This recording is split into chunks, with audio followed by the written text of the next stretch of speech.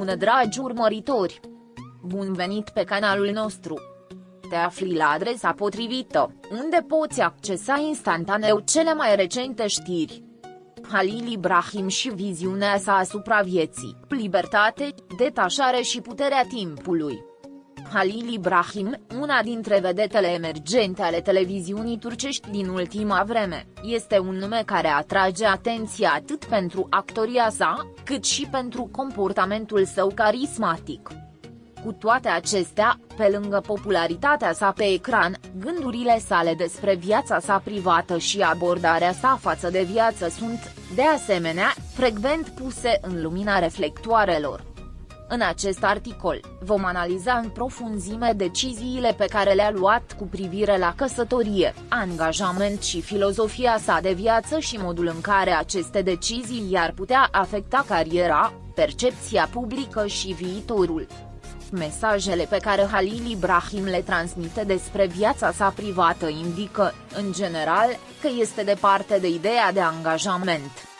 Pentru unii oameni, căsătoria este unul dintre cele mai importante momente de cotitură în viață. Cu toate acestea, Halil Ibrahim prezintă un profil care nu privește angajamentele tradiționale, cum ar fi căsătoria, ca pe o obligație sau un obiectiv. Acest lucru ridică întrebări dacă a luat pur și simplu o decizie sau a fost influențat de experiențele trecute. Subliniind în numeroase interviuri că cel mai important lucru în viață este să fii împăcat cu tine însuți și să-ți găsești propria fericire individuală, Halil Ibrahim demonstrează o poziție individualistă modernă prin această abordare. Deși această idee este o filozofie din ce în ce mai răspândită în societățile actuale, ea creează un contrast interesant, mai ales într-o societate precum Turcia, care prețuiește valorile tradiționale. Detașarea, prețul libertății? Atitudinea lui Halil Ibrahim față de angajament poate fi văzută ca o reflectare a pasiunii sale pentru libertate. Libertatea este de mare importanță pentru un artist. Mai ales într-un domeniu creativ precum actoria, exprimarea fără restricții poate aduce o contribuție importantă la cariera cuiva. Cu toate acestea, această pasiune pentru libertate poate duce uneori la singurătate și la căutarea sensului vieții. Detașarea nu este întotdeauna o demonstrație de putere, uneori poate fi o modalitate prin care o persoană își ascunde temerile sau traumele din trecut. Deși nu este posibil să știm exact ce se află în spatele atitudinii lui Halil Ibrahim din exterior, se poate spune că această atitudine îi conferă o personalitate unică.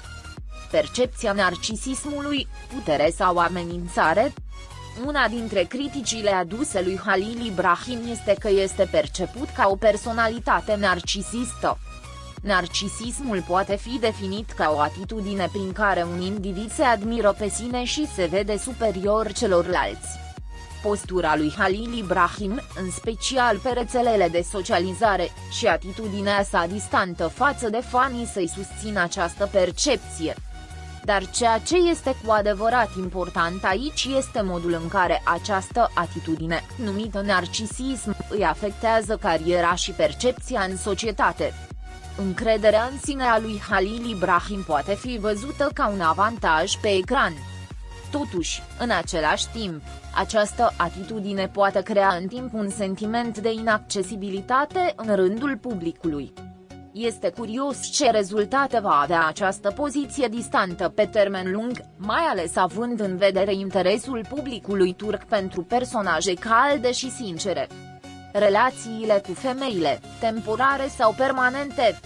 Atitudinea lui Halil Ibrahim față de femeile din viața sa apare frecvent. În abordarea sa față de relații și femei, el dă impresia că nu are un angajament permanent față de nimeni. Această atitudine este direct legată de înclinația sa pentru libertate.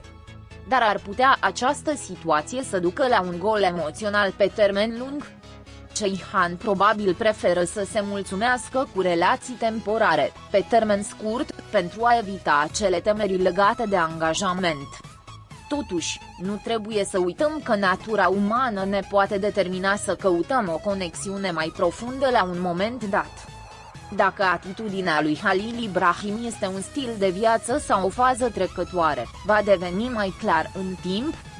Puterea timpului, despre temporalitate și permanență.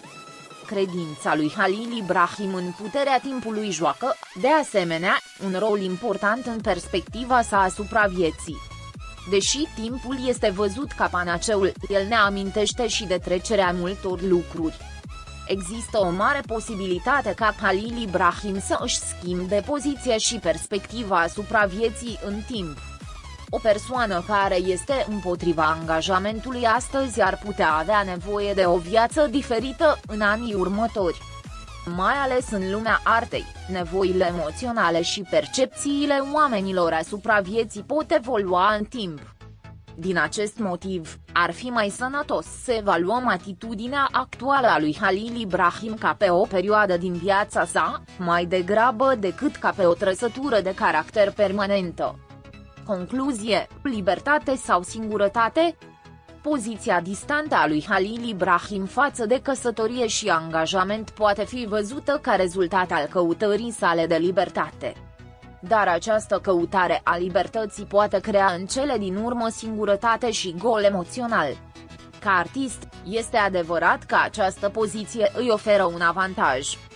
Însă în viața ta individuală, aceste decizii vor avea consecințe pe termen lung. Modul în care Halil Ibrahim va atinge acest echilibru în viața sa va fi unul dintre cei mai importanți factori care îi vor determina viața personală și cariera. Așa cum timpul este un element care schimbă totul, el îi schimbă și pe oameni. Poate că Halil Ibrahim, care refuză să facă compromisuri astăzi, poate porni pe calea unei vieți complet diferite mâine. Pentru că nimic în viață nu este la fel de puternic ca timpul. Prin urmare, în loc să evaluezi alegerile actuale ale lui Halil Ibrahim cu o judecată definitivă, o abordare mai precisă ar fi să observi unde îl va duce călătoria sa. Pascali